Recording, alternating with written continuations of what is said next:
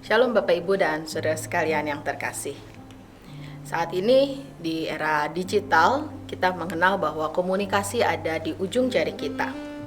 Kita lebih banyak berkomunikasi melalui pesan teks yang bisa kita berikan kepada orang dimanapun mereka berada. Ketika kita telah berkomunikasi, biasanya apa yang menjadi kalimat penutup yang menjadi penanda bahwa kita akan mengakhiri pembicaraan kita. Biasanya orang memakai singkatan GBU yang merupakan God bless you atau Tuhan Yesus memberkati. Ketika kita mencantumkan kalimat-kalimat tersebut, apa sebetulnya maknanya bagi kita? Bapak Ibu, GBU atau Tuhan Yesus memberkati, Tuhan Yesus menyertai, itu bukan sekedar ungkapan. Tetapi ketika kita mencantumkannya dan mengirimkan kepada lawan bicara kita, maka itu bermakna bahwa kita menyadari panggilan kehidupan kita sebagai orang percaya adalah hadir bagi sesama kita dan memberkati mereka.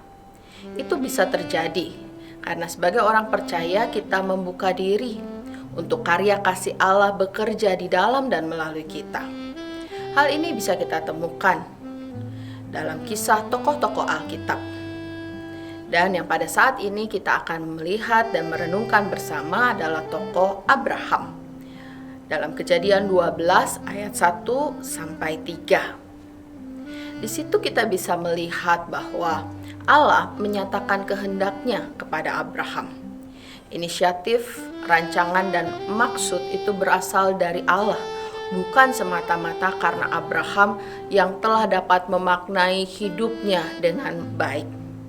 Ketika Allah kemudian menyampaikan inisiatif di dalam firman-Nya kepada Abraham, Abraham ditantang untuk keluar dari cara hidupnya yang lama, dari kebiasaan-kebiasaannya, dari keluarganya, di mana di situ dia mendapatkan sesuatu yang membuat nyaman karena lingkungan sekitar terus mendukung keadaan Abraham. Abraham ditantang memiliki pemikiran yang baru bahwa di dalam perjalanan ke depan di kehidupannya Tuhan menyiapkan sesuatu yang lebih baik. Walaupun pada saat firman itu diberikan, pada saat tantangan itu disampaikan Tuhan kepada Abraham, Abraham belum dapat mengetahui, bahkan belum dapat mengerti. Kita juga mendapati di dalam Kejadian 12 ayat yang ketiga bahwa ada janji Tuhan ketika Abraham mau menyambut tantangan yang Tuhan berikan.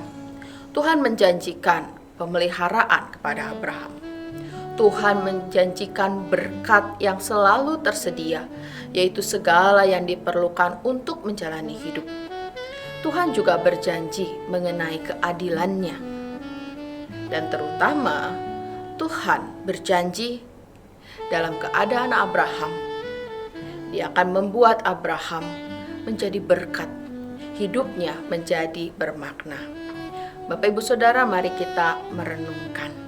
Ketika kita melihat kehidupan kita sebagai orang percaya, bagaimana cara kita memaknai seluruh kehidupan kita ini sebagai inisiatif dan rancangan Allah bagi kita?